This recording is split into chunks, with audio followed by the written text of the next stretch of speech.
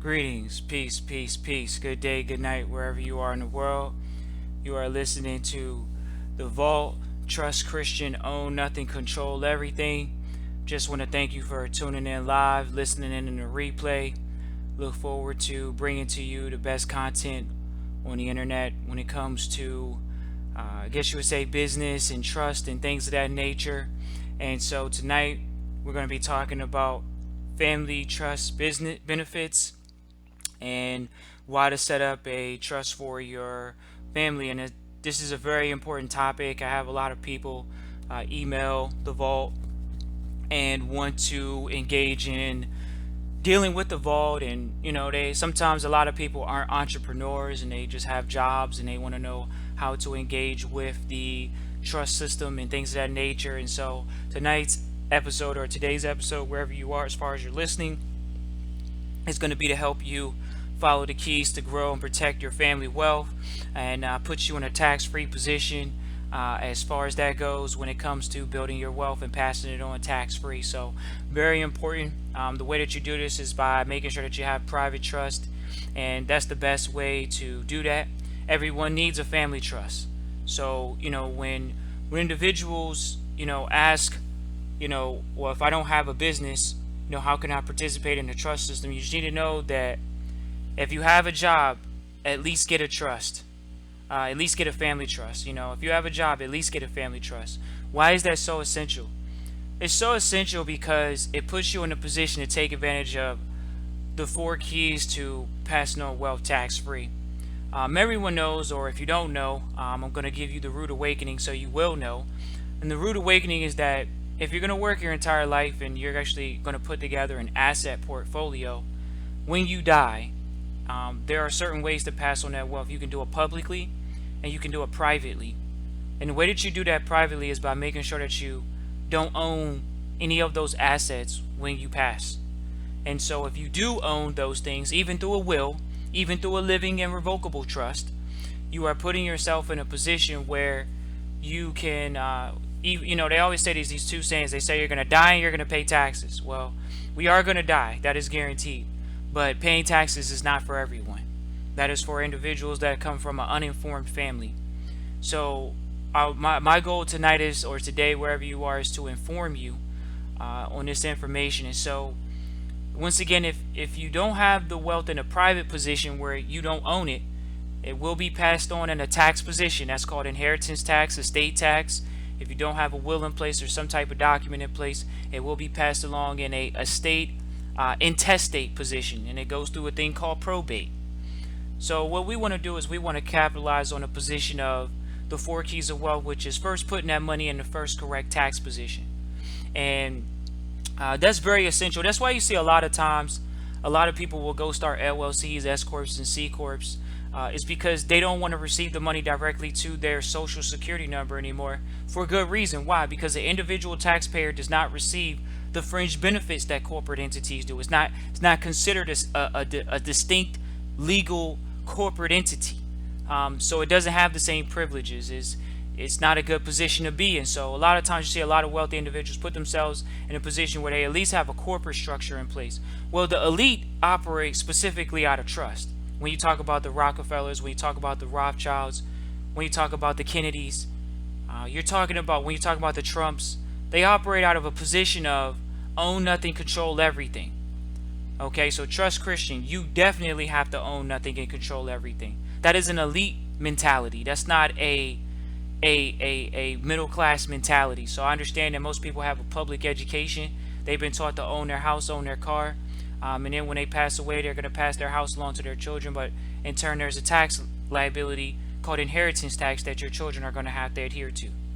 So the way that and the why we would set up a trust for the family is so we can pass that wealth on tax free. So the first thing, we have to set up an entity that is going to facilitate us having the entity or the money passed along in the correct tax position. Once again, there's many ways to do that, but specifically a trust is considered a separate, distinct legal entity. So it's like a person. It's like me and you. It can buy, sell, and hold property. The only difference is between us and a trust is that it can't vote. That's the only difference, people. And granted, there are specific styles of trust. There's over 80 forms of trust. So I understand that, an individual would say, well, which trust do I get? And that's why we provide trustee training. Very, very essential. And so thank you, Jordan and Tia, for tuning in live. Thank you all for tuning in live. I love when you all say hi. It does make me and let me know that you all are actually listening, and that you're here. I do appreciate you all tuning in live and as well listening in the replay. So the correct tax position is the first key to wealth. It has to be in the correct tax position. That's why we're using a trust. People say, well, I thought wealthy people have to have trust. And I thought you have to have a lot of assets to start a trust. First of all, your last name is an asset. Okay, so we can start that out. We can start a trust off just off your last name alone. The individuals don't know this because they haven't been given that education, because they don't understand that a trust is nothing more than a contract. So there needs to be a contract. There needs to be a person that can take over the family expenses, because right now those expenses aren't deductible. That's why you hear a lot of wealthy people say, my family is my business and my business is my family. It's all about the last name. It's not about the first name. It's always about the last name. It's always about the business. It's never about your first name anymore. It's always about passing along generational wealth. When you see these wealthy individuals, such as the Rockefellers or the Rothschilds, you see them specifically focusing on their last name. You don't even know who the second or third generation first name is. It's not important anymore. It's all about the last name. And that's something that you instill in your bloodline. That's something that you instill in your family, is that it's not about you. It's about the family. This is how people build strong family units, because families hold wealth, not individuals. So the first position is we want to put the wealth and the money in a correct tax position. The second thing we want to do is we want to protect that wealth. How do we want to protect that wealth? We want to protect that wealth because, and how we're going to protect that wealth, we're going to protect it utilizing a trust. Okay? Why do we use trust? And when people say, well, what type of trust are we talking about? We're talking about private right to contract. Article 1, Section 10 of the United States Constitution says no state will impair the obligation to contract. I actually had the privilege of talking to a lawyer earlier today. I really like talking to lawyers because they understand exactly what I just said. The only difference is they are public sanctioned people to administer and deal more in the public. Otherwise, they would be considered a private attorney. Okay, that means they don't need their power from the state.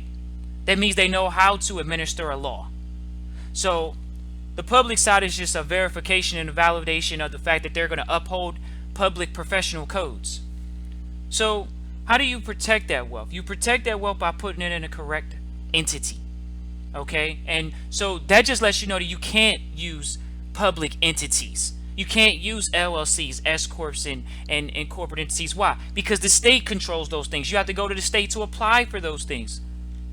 So to go back to the first point, which is to put it in a correct tax position. Not only are you putting it in a correct tax position via a trust, you also want to put it in a correct tax position that it can operate in any jurisdiction almost in a tax-free manner. But the reason why it's tax-free is because you're avoiding taxation. You personally now are avoiding taxation. And I'm going to give you all case. This is the difference between public and private. In private, we understand case law. So the case that you need to know to understand how you can utilize this quote-unquote right, because everybody's about their rights.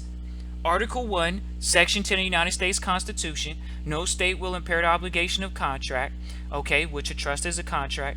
Gregory versus Helvery. Gregory, I'm pretty sure. Gregory, you know how to spell Gregory. Gregory versus Helvering, Helvering. So you have Gregory versus Helvering. Gregory versus Helvering, when you read the case, it clearly establishes that tax avoidance is a Supreme Court case. It has not been overturned. It's something that all wealthy and elite individuals utilize if something were to ever happen to the fact that they are setting up their affairs to avoid taxation. Okay, so that means that you don't own anything anymore. You just control it. The second way that you're going to do that is by giving up ownership, but you put it in a superior entity. See, a superior entity is a private entity. That's why you see those things called private corporations. They're not public. They're private. Why? Because the private came before the public. The public is insurance. That's why the public is around. It's to ensure the general welfare of the population, to make sure that if I do an infraction, I can be sued for something. If I do something wrong, I can be sued. You can be sued. Well, in the private, we deal in assets. We deal in hard assets. So when I have individuals come to me and say, well, can I create debt instruments from the private and put them in the public? I would say no, because public and private don't mix. So when individuals are trying to issue private debt, how can you issue debt from the private when the private is solely based off of credit? There's no debt in the private. People operate off of honor and integrity in the private. Whereas in the public, people can default. That's what the whole public's about. United States corporation is operating from a default position. That's why you see the corporate entity operating from a debt position. The public is about debt. That's not a protected position. Why? Because creditors can come seize the assets. It's all about assets. It's all about collateral. And that's what the private is all about. So the correct position, or the protected position, is a private position. You want to keep that wealth private. So when I see individuals that are flashy, generally I know they don't have wealth. They might have some money, but they don't have wealth, because wealth is private. It's always has been, always will be. See, protected means you have assets such as a hard asset such as gold and silver, platinum, palladium, and rhodium. Those are hard assets. Those are assets that are non-confiscatable by the United States government. And there's certain types of assets, specific gold and silver, that's non-confiscatable. You have to know the law as a private individual to know what gold and silver is not confiscatable. Because gold and silver is confiscatable in the United States, whether you know it or not, publicly or not. It is. So not only do you have to have it in the correct tax position, you also have to have it in a protected position. And a protected position is in a private position. That is the superior position. So now that you have it in a private position, here we go. This is the most exciting part. You want to have a family trust to set up and grow that wealth. So not only is it in a best tax position, it's also protected from lawsuit and what else are we? From lawsuit and almost taxation. We're going to get to taxation, but at least lawsuit. It protects you. Think about it. If something were to happen to you, or you did something to someone, no one can sue you for assets anymore. Why? Because you don't own anything. Your name doesn't own anything. The family trust owns the house. The family trust owns the car. And it's a business. Remember, it's business. It's not personal. See, people try to build business credit every day, but everyone knows this fact, and I'm getting ready to give you the fact. Everyone knows that business credit is always going to get a bigger loan than a family credit. Why do you think these private families are able to amass wealth very quickly? It's because they're in the correct tax position, and they're also in a position where they don't own the wealth. The family trust owns the wealth, and the family trust is a business trust, so that means that it can go out and grow the wealth. It can grow the wealth at an exponential rate because it's getting business loans. It's not getting an individual loan to go get an individual taxpayer's car. It's actually a family trust going out and purchasing that vehicle. And that vehicle is a business vehicle at this point. So that's why those vehicles are leased. That's why they're disposable. So why set up a family trust, or why set up a trust for your family? Because you want to put it in the correct tax position, because you want to have it protected through arm's length distance dealing, where you don't own the assets, you control the assets. Okay, now that we control them, we want to be able to grow those assets. So let's talk about some of the ideas of growing these assets, because everyone wants to grow the assets. They say, how do I grow the assets? When you get in trustee training, this is what you learn. You learn how to grow your family trust estate as a trustee.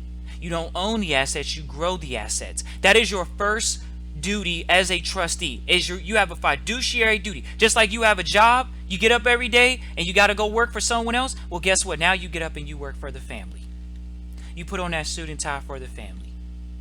You get up and learn the skills that are necessary for the family. The family trust pays for your education to go to school. Did you know that that's a tax write-off? Why do you think wealthy families are able to operate so efficiently? Because their children are going to school, and the family trust is paying for them to go to school. It's a business expense for the family.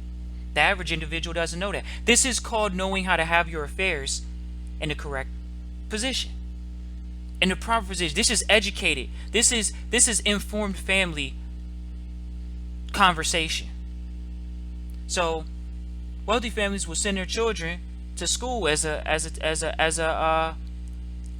business expense. When people say, oh, you need to invest in yourself, that's what they're doing.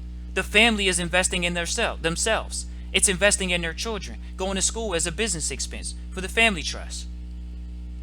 So now these individuals are doing what? They're growing assets. How are they growing assets? They acquire these hard assets, but they also acquire passive assets. What's a passive asset? They get into things called private placement accounts. Right now we have a deal on the table with a private placement account that I'm working with some individuals. See, individuals can't fathom making 1% every day. That means you made 30% a month. What asset do you know right now is going to help you get 30% every month? That's what we provide for our trustees in trustee training. 30% yielding every single month. And that's minimum. Assets like that, do they come along forever? No, they don't. But do they come along? Are they around right now? Yes, they are. We're in the right season. So thank you, Trey Stone, for tuning in live. So individuals can put themselves in a position to create passive assets. Not only are they in private placement accounts, they're also in real estate. They're also real estate that's generating passive income. We're not flipping properties. We're holding them. We're doing the Airbnbs. We're renting them out. You can create a trust that holds the asset that does Section 8 if that's something that you want to do. That's creating passive income for the trust as a trustee. Then we get into, once again, we get into the 500-year-old investment. See, wealthy people invest in the unsexy things. Private placement accounts are unsexy. The insurance policies that I'm going to talk about are unsexy. The real estate is unsexy. Everybody wants to invest in the sexy things like Bitcoin, and they want to invest in clothes. They want to invest in those things. They don't want to invest in an old antique vehicle. That's unsexy. So here we go to one of the most unsexiest investments that all trustees have. If you are a quality trustee, you have insurance policies. Why?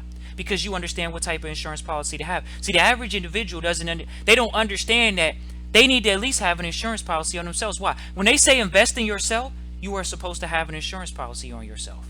That means you are paying to have insurance on the greatest asset that you have in your life, which is you. But they say, oh, you need to invest in this, invest in that. No, you want to know how you invest in yourself as a private trustee? You have an insurance policy on yourself. But you don't have the insurance policy on yourself. The trust has an insurance policy on you. The insurance policy is the beneficiary. The trust is the insurance policy beneficiary.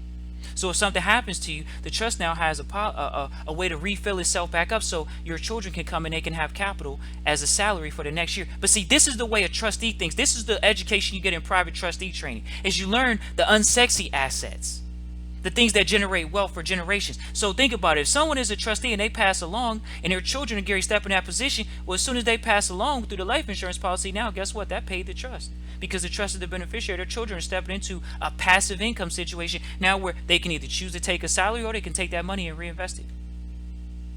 This is the mindset of a wealthy individual, an elite individual. This is why you set up a trust for your family, so you can pass on wealth. Once again, tax-free. That money is tax-free. Most individuals don't even understand that insurance contracts are private contracts. Once again, we go back to you have to not only put it in the correct tax position, you also have to protect the wealth. How do you protect the wealth? Once again, private placement accounts are contracts. They're protected. Real estate, if you have it inside of a specific entity, is protected. The insurance policy, why is it protected? Because it's a private contract. See, individuals don't understand these things, and that's what we educate. And that's just a small slither of some of the education that you can get in private trustee training, which is learning how to utilize those assets as a private trustee. So not only do you learn that from that position, I just gave out three small investments, quote unquote, 3 small asset classes. Once again, things that you're supposed to hold in your portfolio as a trustee to grow the assets of the trust. Thank you, Andrew, for tuning in live. This is the mindset that we should be looking to move forward. So not only now that we move forward in the capacity of putting it in the correct tax position, making sure that we can protect the wealth, and then making sure that we can grow the assets. You got to be able to grow the assets. I'm going to let you all know, whether you know it or not, we have any, I didn't even, okay, I'll share it with you. You pass on the wealth through endowments. The average individual hasn't even heard of an endowment. You want to know why? The average individual hasn't heard of an endowment? Because average individuals can't give an endowment. The only entities that can give an endowment is a trust, a charity, or a foundation. That's why all wealthy people have foundations. But the average individual doesn't know that. So not only are we going to pass along the wealth, we're going to pass along the wealth and give it away to charitable institutions. How long is charity going to be around? Forever. So we're going to pass along that wealth charitably.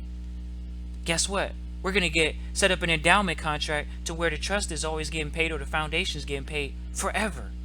See, when individuals try to come to me and tell me, oh, all these HBCUs, they're quality schools. Do you know that the HBCUs have been funded by Rockefellers? You all can go look that up. Morehouse and Spelman is funded. The largest endowments are funding Spelman and Morehouse, the largest HBCUs. Even Howard, don't sleep. They're being funded by Rockefellers and other wealthy Caucasians. But they swear out these schools are HBCUs. Oh, it was founded and it was this and it was that. Yeah, it might have been founded, but it's being funded. The school doesn't stay alive through government funds. It stays alive through private families, through private family foundations. One of them is the Rockefeller Foundation, who started over 34 colleges. It funded 34 major colleges, keeping them alive to this day. How long has that endowment contract been paying the Rockefellers? Ever since they started them. How long is it going to pay them? Some endowments are set up in perpetuity. That means forever. How can you lose in the business world? How can your children ever have to work when they're getting money from an investment their family made 2 or 3 generations ago? That's how you don't lose. Generational wealth is passed along. Tax-free. Why? Because it's going back to their foundations. Foundations generally are what? Charities. So when you hear Warren Buffett say, oh, I'm not going to give any money to my children, I'm going to give it all away to charity. Guess what? The charity that he's talking about is his charity. He doesn't have to be the beneficiary, but does he benefit from the charity owning a jet? Does he benefit from the charity having Rolls Royces? Does he benefit from the charity having suits that he has to wear as a trustee? Clearly. Does he benefit from the fact that the charity has to have someone to have good health to actually take care of the charity? So that means there's a meal plan included? Of course. But that means you have to have your money in the correct tax position. That means you have to have it protected. That means you have to have the ability to grow it. And then the last thing is passing on that wealth tax-free. How do you pass on that entire $100 billion tax-free? You want to know how you do it? I just told you do it through a charity. You do it through a foundation. That's why all wealthy individuals have foundations. That is why trustee training is so essential, because we have a system in place. See, there's 2 systems. There's the informed and uninformed system. The average individual is going to work their entire life to depend on Social Security, and then they're going to pass on their wealth, and they're going to do it through some type of will, or they're going to do it through some type of living trust.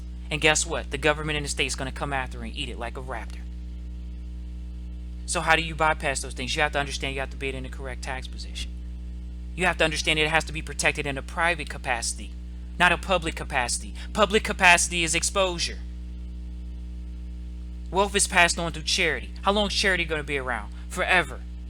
How long are investments going to be around? Everyone needs an investment. Someone's always asking for money out here.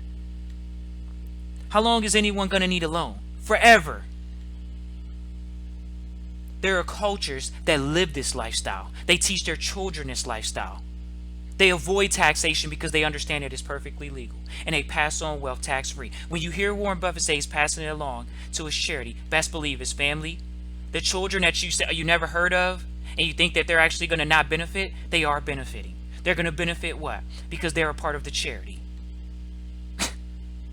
Don't think he's not going to pass it. He understands to speak a language that you'll never understand because you're not a part of the informed society. So an endowment, joiner Tia, is a contract that you set up, or the trust will set up. Once again, individuals can't do it. The foundation was set up with a college, a library, a hospital, and in turn, the endowment can split the interest off the principal that's given from that entity back tax-free to the entity, but it splits the interest possibly. It's up to the foundation. You definitely should do your research, as far as you going to find out more about how the endowment can split the interest, how the endowment set up. Once again, an endowment is a private contract. That lets you know that it's in a superior position. It's in a private position. It's in a tax-free position. But most individuals don't understand that. They never even heard of an endowment. But that's how every library you ever went to probably is alive. That's how every hospital that you know is standing. That's why you see the donor wall. When you walk in the hospital, you see the donor wall. Those are private families giving money to open up new wings. Same thing with the colleges.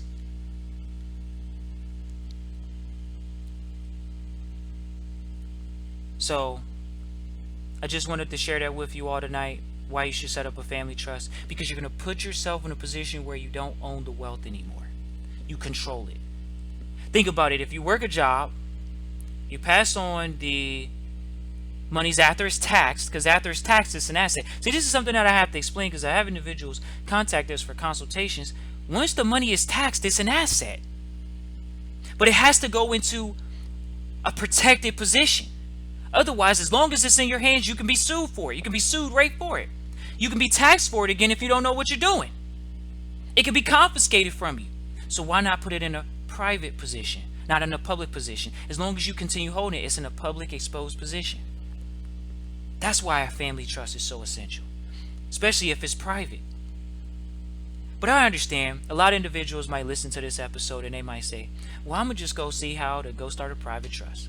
I can guarantee you right now, 9 times out of 10, 9.5, 9 3/4, 9.999.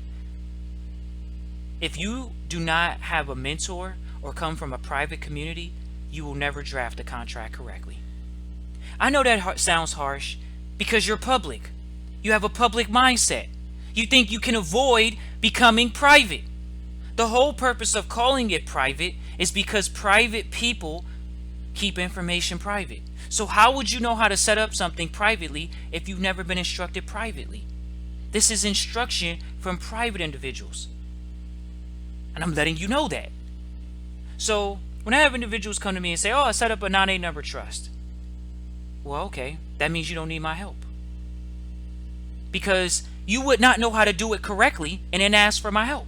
If you knew how to do it correctly, you wouldn't ask for my help. You wouldn't ask for the vault's help. But individuals that humble themselves and come to the vault, come to trustee training and say, teach me private contract. Because you only learn private trust and private contract. Private family trust is from private families. Contract law is private law. Family law is private law. That's where you're supposed to learn it. In a private. You should never have to ask anyone in the public to help you. Why? Because you were supposed to learn it from a private family. That means you would be able to go to a private mentor. I was mentored in this information. I wasn't just Googling it. I can't Google this. You can't Google private trust.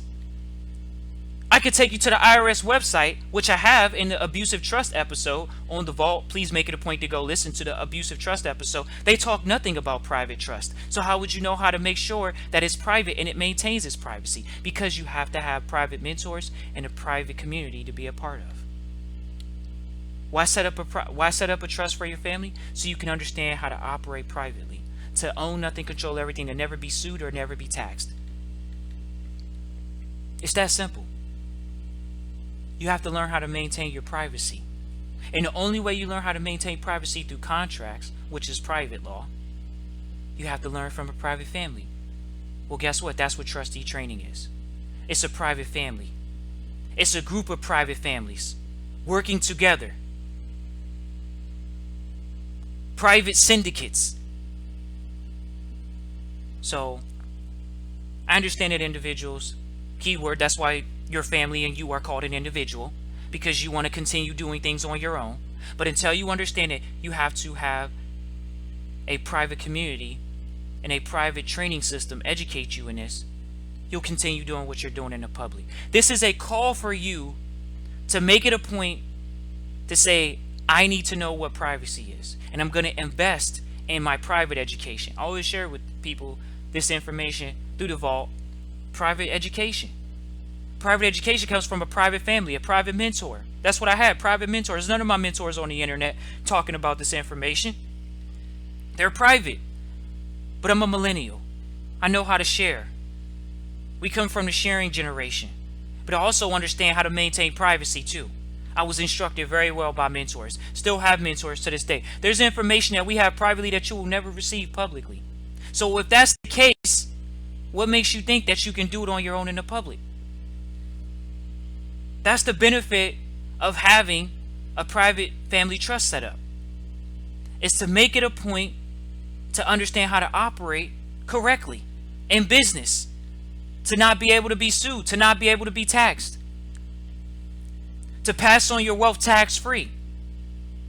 And then you can tell the public too, like Warren Buffett, oh yeah, I'm going to pass everything along to my charity, or I'm going to pass along everything to charity. Guess what? Warren Buffett sits on the board of the Bill and Melinda Gates Foundation. Those three individuals, Bill and Melinda Gates, Warren Buffett and Melinda Gates, Bill and Melinda and Warren Buffett, they draw zero from that foundation. Bill Gates actually hired his parents. He pays them over $100,000 a year. That's for a specific reason. He understands how to make himself the richest man in the world and not pay taxes. But the foundation is paying for the jets to fly them around the world, paying for their clothing, paying for their food, paying for their shelter. What makes you think these individuals, these wealthy individuals, are living in their mansions as a charitable entity? So not only is Warren sitting on the Bill and Melinda Gates Foundation, he has his own foundation. So guess what? If he doesn't pass the wealth along from Berkshire Hathaway to the foundation, the charity that he manages and controls, he passes it along to Bill Gates. Well, guess what? He's sitting on Bill and Melinda Gates' board. But the average individual would notice. And once again, they think that, oh, this is only for, you have to be ultra wealthy. No. Once again, we're talking about contracts. I'm going to keep it simple for you, because this is the way I was instructed. You keep it simple because trusts are nothing more than contracts. But the contracts have to be created and drafted a certain way. We have proprietary processes. And that's something you're going to Google on the internet. We specialize in intellectual property at the vault. That's why it's called the vault. You're supposed to keep things safe. You're supposed to keep things protected.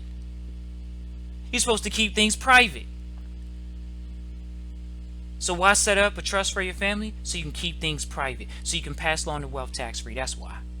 I'm open to any questions. If you guys have any questions, feel free to ask. Otherwise, I'm pretty much going to wrap this episode up. I just wanted to let you all know the importance of trustee training. And guess what? Our trustee training is a continuing education program. You don't quit. You're a trustee. Once you take on a lifestyle, you live the lifestyle. Just like you live a job lifestyle or you live a business owner lifestyle, you learn how to live the private trustee lifestyle. It's a lifestyle. It's something you pass along to your children for generations. That's why you know the last name Rothschilds. That's why you know the last name Carnegie. That's why you know the last name Rockefeller. It's not an accident. It's a lifestyle. It's a thought process that they're passing on. They're not passing along a public school education. They're passing along information. Why do you think they create endowments with colleges, in specific colleges? Because they're passing along information. They're not passing along a worker mentality. They're passing along an intelligent mentality.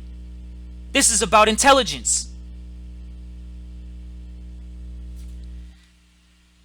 So I'm here to answer any questions. Otherwise, I'll wrap the episode up. Appreciate you all for tuning in live. Thank you all for tuning in live. Look forward to connecting with you all. If you want to contact for Trustee training, it's Christian@trustchristian.com. Once again, that's Christian@trustchristian.com. I would just say to you all to really make it a point, if you're going to contact for trustee training, make it a point to get the consultation first. You're going to get the consultation so you can get going as far as that goes, and then in turn you can move forward as far as the trustee training. Be willing to invest in yourself. Be willing to invest in your family, and move forward in that capacity. Miss Keenan, thank you for tuning in live. She says, can a beneficiary also be a trustee? So of course that is the case. Yes, a beneficiary can be a trustee in many different capacities.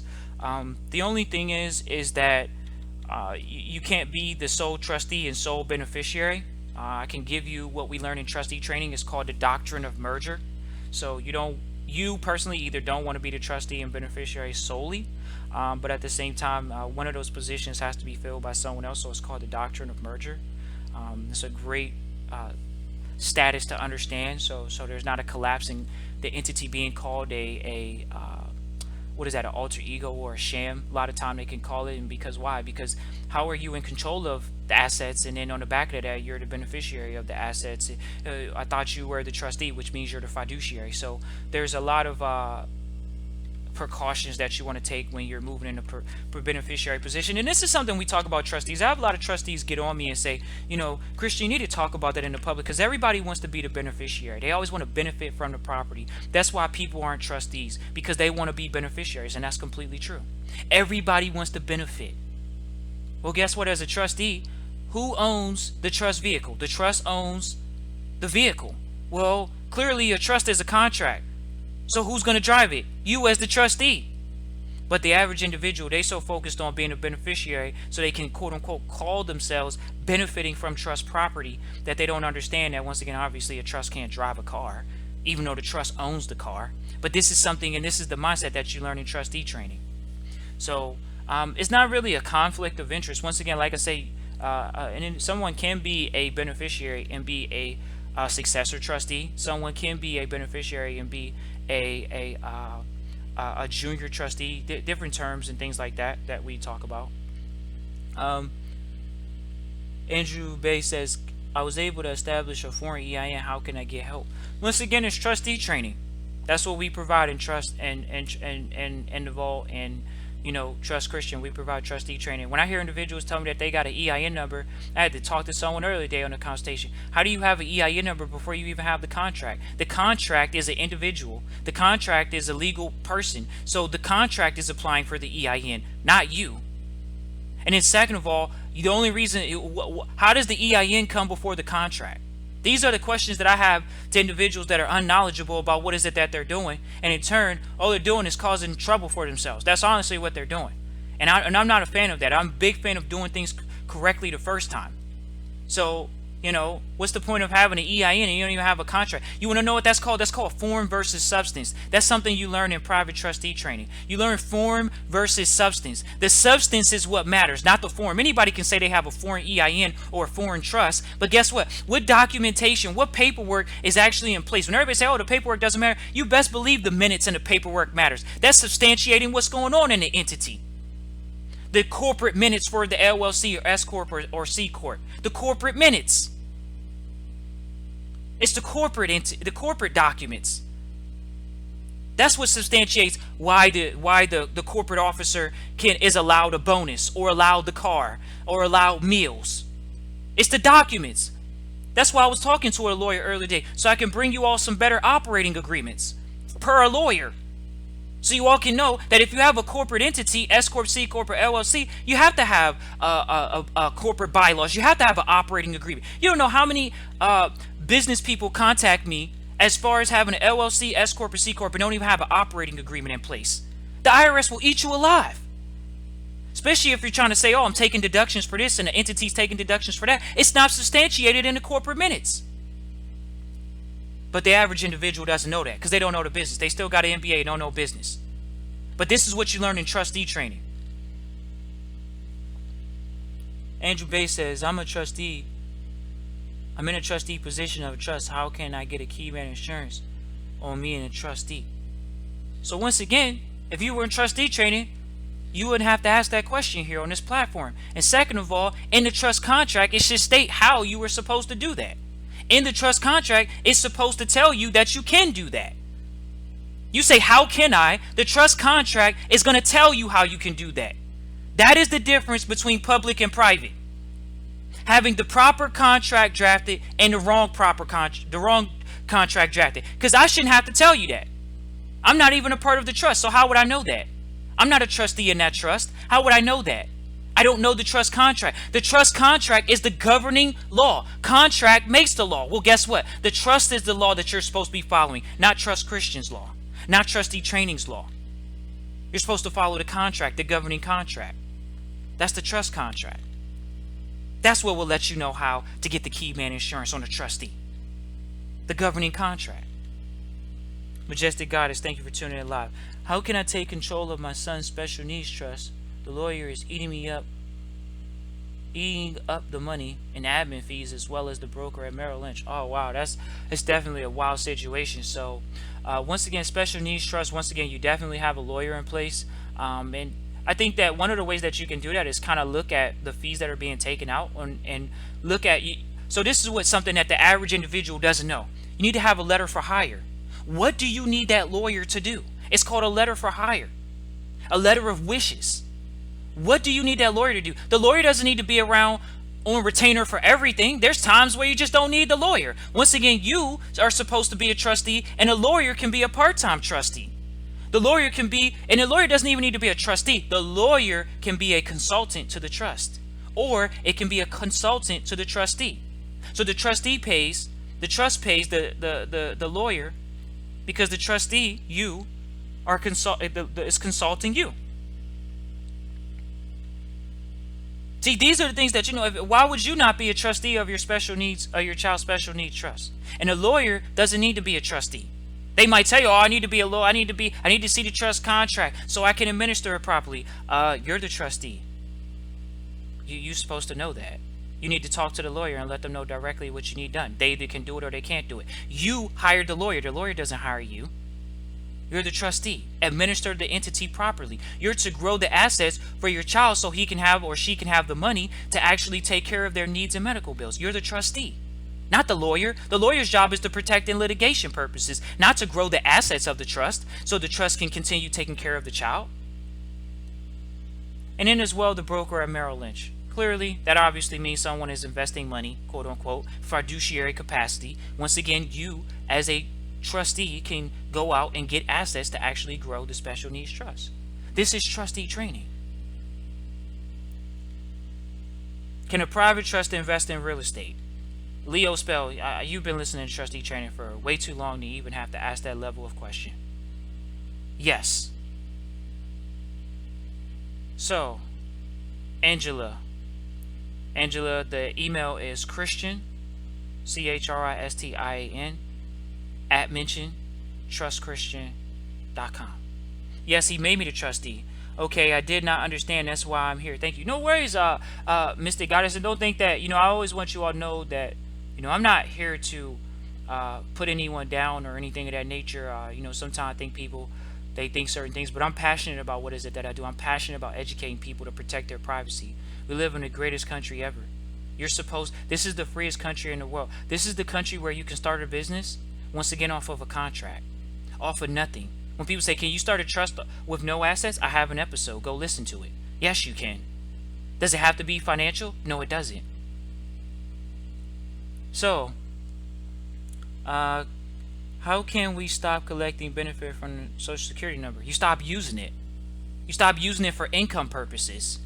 It's an insurance number. And think about it. If you have an insurance policy and you don't put money into it, literally it's going to sit there.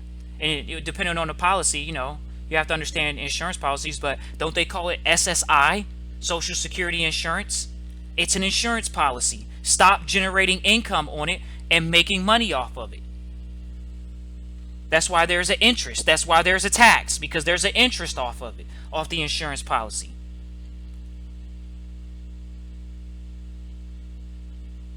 So,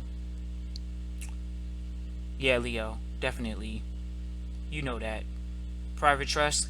Leo, come on now. You know that a trust is a person. A trust can own, buy, sell property, take loans. It's a person. It just cannot vote. Tanisha. It can be anything, Tanisha. It doesn't have to be a desk or a chair. It could be a pencil. It could be, some people start, different types of trust based off of, assets. It's based off of having an asset. Assets aren't denominated in dollar bills. So it can be, it can be anything. It could be the shirt on your back. You can get that appraised, Angela, yeah, so Christian at trustchristian.com. Like I say, just be prepared for a consultation first. We have an intake process, and it's a process that you want to follow so you can make sure that you're the right fit, that trustee trains the right fit that is right for you right now. So that's how we want to move forward with individuals in trustee training. Definitely, Mystic Goddess, appreciate you. They ask for it all the time and regret EIN numbers. I don't know who they is. Uh, Andrew, when you're doing business, it's always about the EIN number. No one's asking for a social. When we're doing business, it's business. It's not personal. Everyone knows a social security number is personal, and everyone knows that an EIN is business. And if they don't know, you're talking to the wrong person. So, like I say, not going to be long-winded, about 40 minutes in. And when applying for jobs, well, okay, here we go. See, this is the type of mentality that I'm talking about. First of all, how are you going to go get a job with an EIN? If you all, any of you all in the chat right now, a EIN is for entrepreneurs. That's the job mentality. You don't go with the EIN to a job. You don't belong there. You belong creating jobs. Do you hear what it's called? It's called an employer identification number. You're supposed to hire people, not go get a job with the number. You're supposed to hire people. You're supposed to employ people with an EIN number, not ask for a job with an EIN number. But I see individuals trying to do this all the time. Why? Because they don't know. They're publicly educated.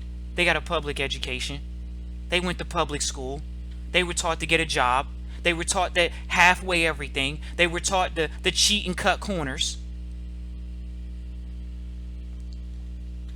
So, you want to know how you cheat and cut corners? You go get an EIN number and try to apply for a job. That's what you do. How are you going to go get a job with an EIN number?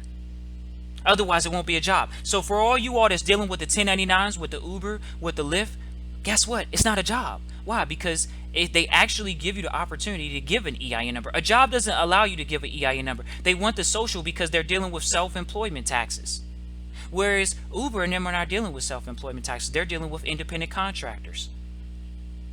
It's the contract.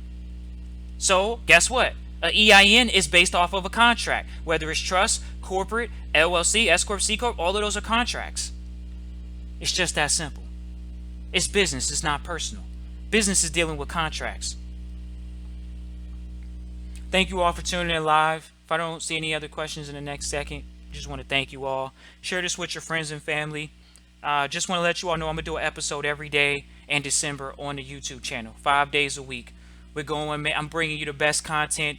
I'm bringing you all about the private placement account. You will not have access to the private placement account if you're not in trustee training. I promise you that. We're talking 30% returns every month. That's what we're talking about right now. That's what we're talking about in private trustee training. Making it a point for individuals to benefit off creating passive income sources for the trust as a trustee. That's what we're talking about. Trustee training. Not just individuals that want to keep doing things in an incorrect tax position. Once again, Miss Kinnigan, and if I'm saying your name wrong, please forgive me, Miss Kinnigan. Kinnigan. It's Christian@trustchristian.com.